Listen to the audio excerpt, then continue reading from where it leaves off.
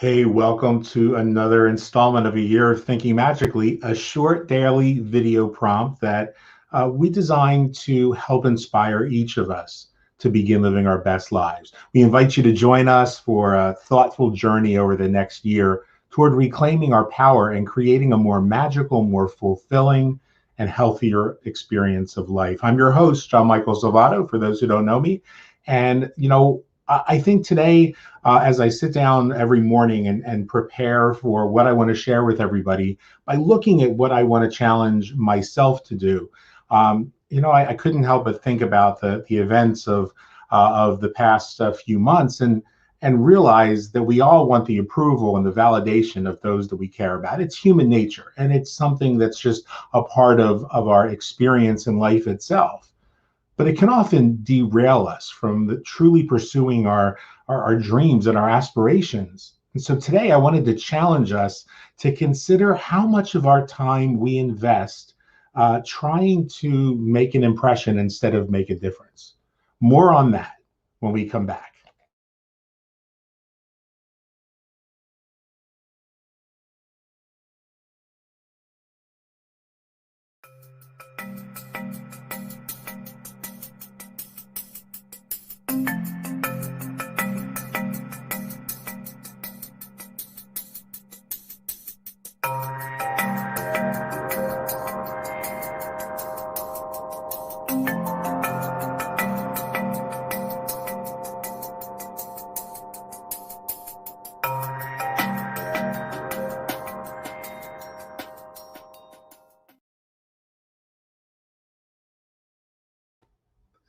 And we are back. Each of us has the same 24 hours in a day to work with, and it's the most basic of the materia magica, if you will, the material with which, when combined with our thought and focused intentionality and directed by action, creates the world in which we live, the experience we have of this life.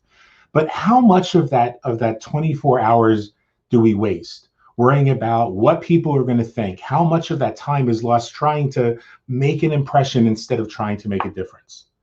You see, if there was anything that this pandemic has taught me, it's that we're not guaranteed tomorrow. I personally lost 5 loved ones to COVID-19 in the past year, and I almost lost my own life, as many of you know, last February going into March. So there's no time for us to waste when it comes to living our best lives. So our challenge today, the mind shift that I want to encourage each of us to make today, is to consider how that use of our time. How much time are we spending worrying about making an impression? How much time are we spending worrying about what somebody else will think, what somebody else will say, what somebody else will do, instead of asking ourselves how we can take that time, reclaim that time, and make a difference?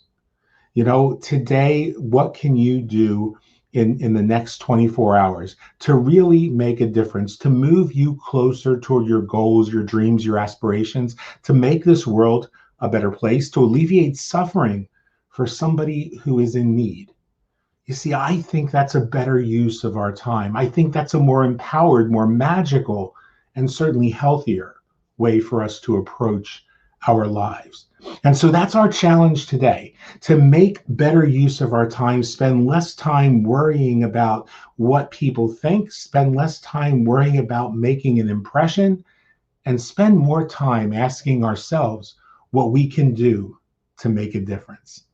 I hope this has been helpful and inspiring for you as we challenge everyone at the end of every one of our broadcasts, including our program, our weekly or bi-weekly show. We encourage you to stay in the moment, because that, my friends, is where the power exists. We can't do anything about the past. We've all made mistakes. We've all made choices that we regret later. We can be informed by those, but we can't live there. And the future is not guaranteed. So in this present moment, we reclaim our time, we reclaim our power. As President Biden said, in order to heal, we must remember. So we remember where we've been, but we also remember that we're the ones holding the pen that's writing that story. And so today we choose to spend less time worrying about making an impression and more time considering how we can make a difference. I look forward to seeing each of you on Monday. On Sundays, we do take a break from this. But on Monday, I look forward to seeing each and every one of you. And I'll leave you with just something else to think about. One way that we can make a difference, and that is by learning to become more compassionate. And so here is a public service message from the Charter for Compassion. The principle of compassion lies at the heart of all religious, ethical, and spiritual traditions, calling us always to treat all others as we wish to be treated ourselves. Compassion impels us to work tirelessly to alleviate the suffering of our fellow creatures. To dethrone ourselves from the center of our world and put another there. To honor the inviolable sanctity of every single human being. Treating everybody without exception. With absolute justice, equity, and respect. It is also necessary in both public and private life. To refrain consistently and empathically from inflicting pain. To act or speak violently out of spite, chauvinism, or self-interest. To impoverish, exploit, or deny basic rights to anybody. And to incite hatred by denigrating others, even our enemies. Is a denial of our common humanity.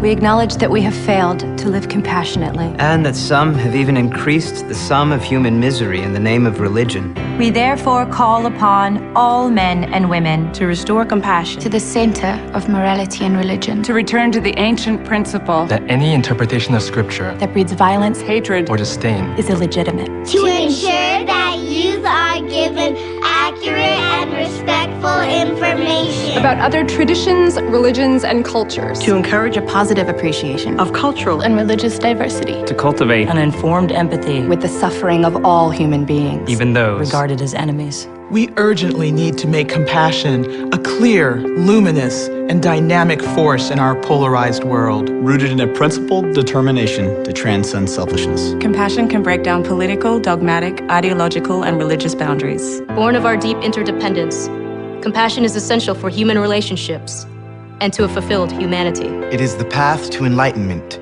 and indispensable in the creation of a just economy and a peaceful global community.